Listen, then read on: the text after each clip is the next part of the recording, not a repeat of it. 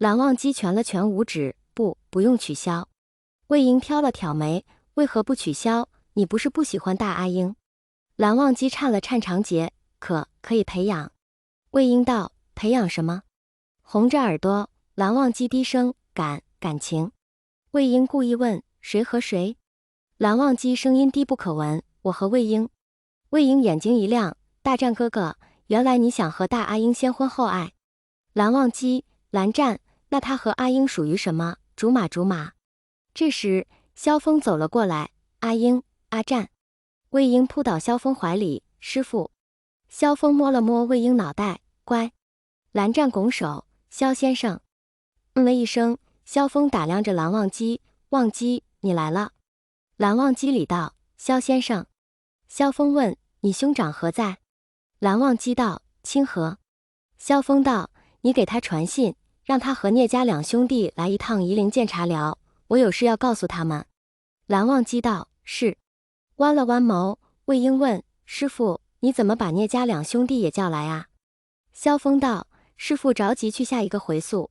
魏婴呆了呆：啊，原来系统告诉萧峰，他们只能在这个世界待1个月，1月后便会进入下一个回宿。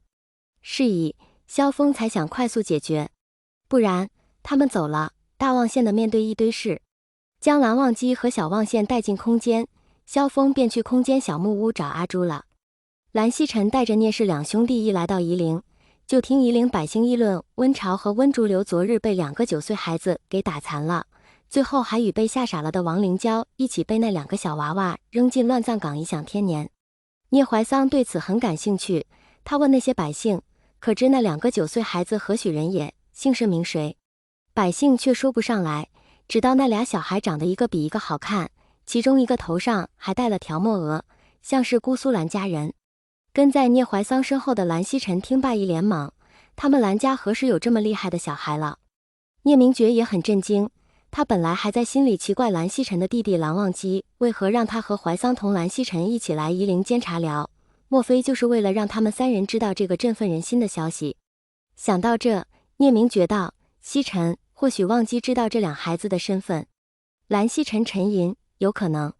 于是3人不再停留，朝温情管辖的夷陵监察寮赶了过去。彼时魏婴正在萧峰空间里同大望县讲他和蓝战昨天傍晚如何收拾来夷陵搜索魏无羡和江城踪迹的温潮温竹流，言及那个王灵娇直接被他和蓝战打残温潮和温竹流的举动给吓傻了。等等，魏无羡打断魏婴的话：你说你和小蓝战把他们3弄哪里去了？魏婴不假思索：乱葬岗啊，他们3不是要找江城吗？那我就成全他们3。魏无羡道：所以江城被你和小蓝战扔到乱葬岗里颐享天年了。呵呵。魏婴干笑：明明是江城自己变成苍蝇飞到那里去的。魏无羡见魏无羡沉默，魏婴哼道：魏大宪，你敢心疼江城，我就敢揍你。魏无羡道：谁说我心疼江城了？魏婴凶巴巴道：你没心疼他，那你为什么不说话？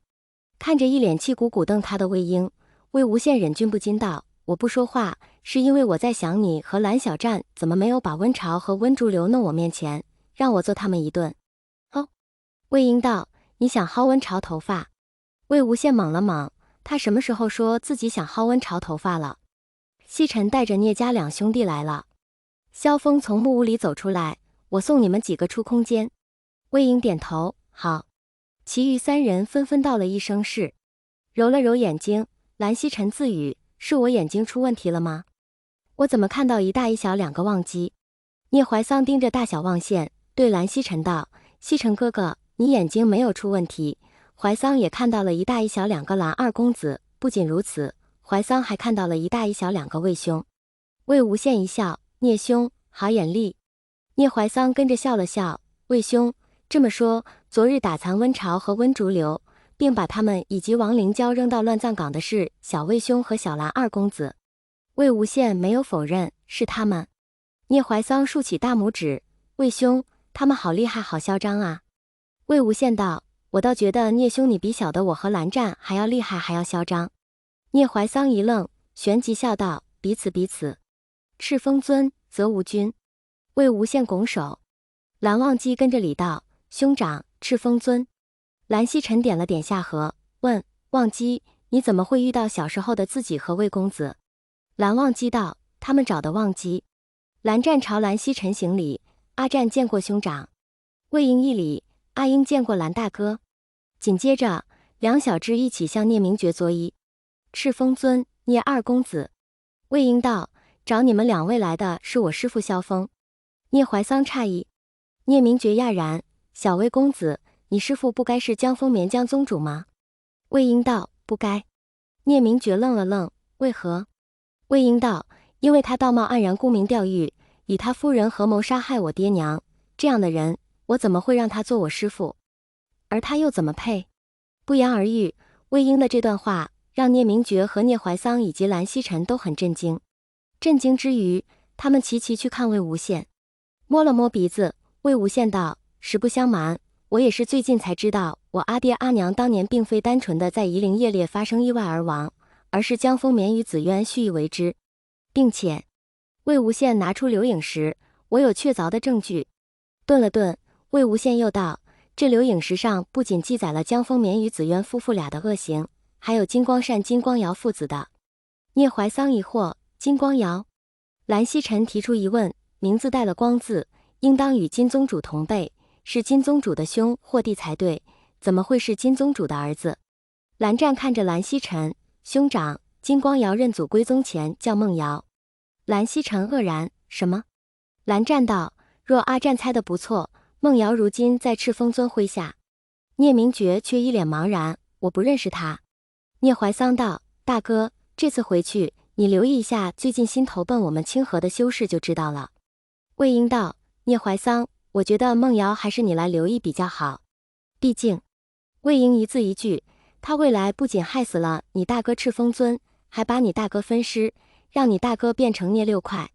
除了赤峰尊，魏婴望着蓝曦臣，金光瑶还杀了很多人，包括他的妻儿以及他那不做人的父亲金光善。